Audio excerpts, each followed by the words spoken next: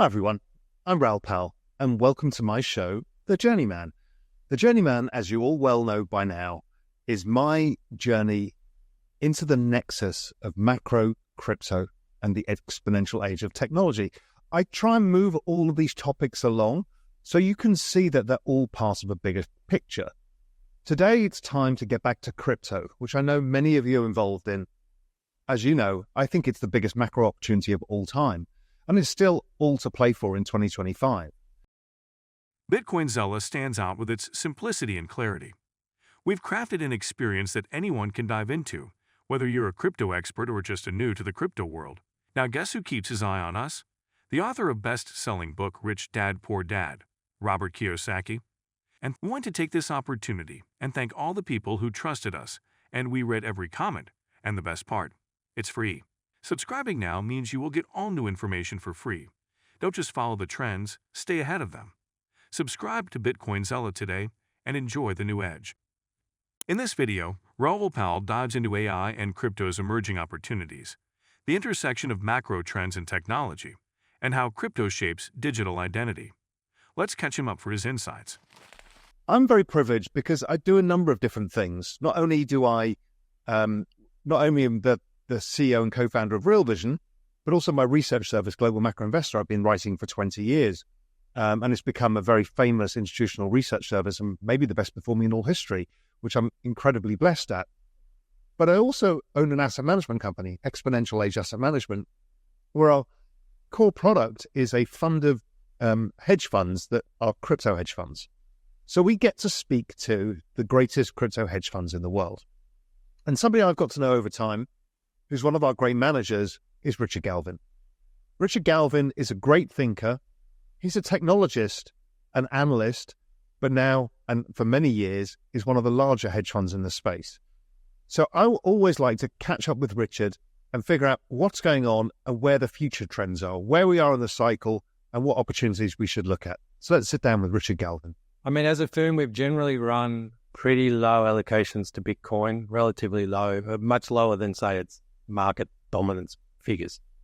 Coming into last year, we had probably our highest allocation to Bitcoin we've had since about 2018, late 2018, early 2019.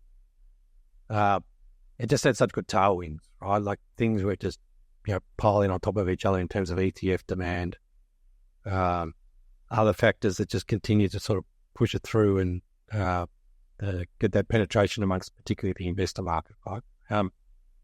We also had what I'd say is a broader range of alts across both, particularly across AI and DeFi, which we've refined through the year, and we've started to sell down Bitcoin, which has been somewhat of a widowmaker trade over the last 2 years, but we have started to sell down Bitcoin over the last 2 months, and we have started to sell down since mid-year materially our exposure to what I'd say is protocols. So when we look at the space, we think there's kind of three distinct buckets of assets. You can kind of put Bitcoin as its own asset because I think it's a pretty unique kind of thing, right? Kind of a protocol and an app all in one, and it serves its own kind of purpose and valued in its own way.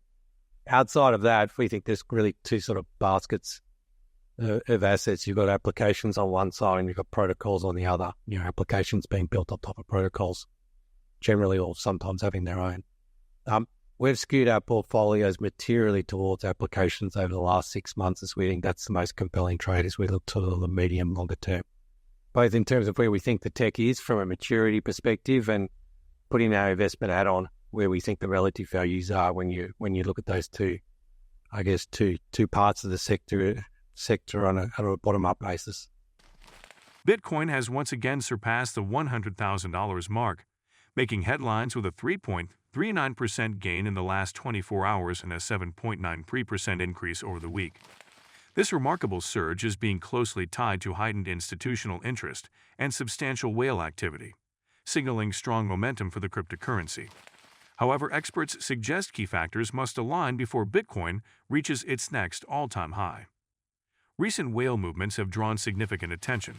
A wallet holding approximately $2.7 billion worth of Bitcoin transferred $1.05 billion into Coinbase Prime, a platform primarily used by institutional investors. While such large transfers are often bearish indicators, suggesting potential sell-offs, this instance highlights rising demand from institutional buyers. Analysts believe this movement aligns with a broader trend of over-the-counter trades that cater to U.S. institutions seeking to avoid market disruption.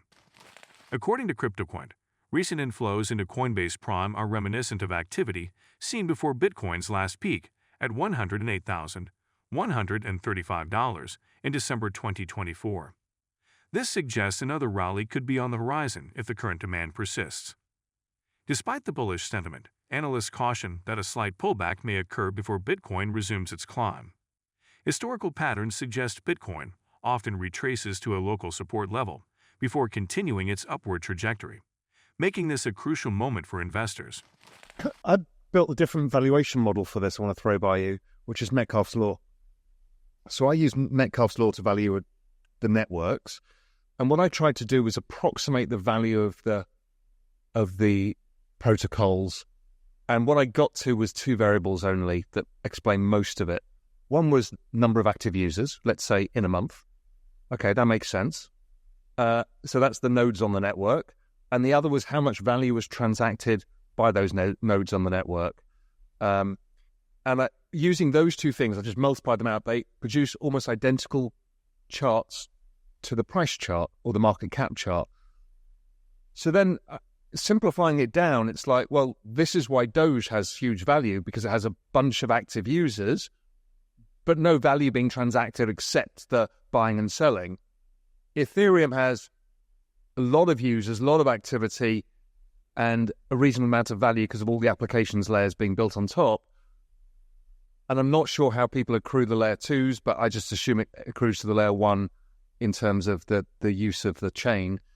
Bitcoin, because it just does big transactions amongst a number of people. I found that was the easiest way of explaining it. And much like we couldn't value Amazon, I mean, you were a tech analyst back in the day. I remember it was trading back in, 2012 at a P of, 2015 at a P of 800. And because it was valued as a Metcalfe's Law, it was a network and not a cash flow business. The ability... Yes, no, because we need to think about the layer 2s within this, because I kind of feel that, I don't know, this is contentious, nobody really knows how these layer 2s fit in, but there's the accrual they have on the base chain, okay, fine, from the security layer. Which is only a fraction of what it would be if it was on Ethereum chain altogether, right? But it's a dilemma. What you've done is built a much larger infrastructure, i.e. it's underperformed this cycle because they've overbuilt infrastructure. But I think the finance industry probably will only go to Ethereum because it's secure. It's like the IBM or the Microsoft of blockchains, and it's likely to be the place where it goes. So they may have overbuilt in the short term, but maybe it comes back. XRP's recent price rally, which saw it surge nearly 50% in January to reach $3.39, its highest level in nearly 7 years, is showing signs of potential exhaustion. A bearish divergence has emerged between XRP's price and its relative strength index, RSI, signaling that the momentum driving the rally is weakening. While XRP's price has climbed to new highs, the RSI has trended downward, forming a descending pattern, a classic indication of waning buying pressure.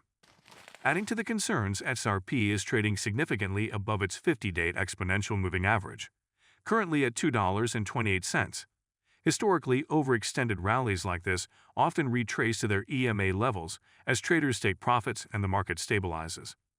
This setup suggests a possible correction of up to 25% from XRP's current price of $3.07. Despite the bearish signals, XRP remains in a broader bull flag pattern, which supports a longer-term bullish outlook.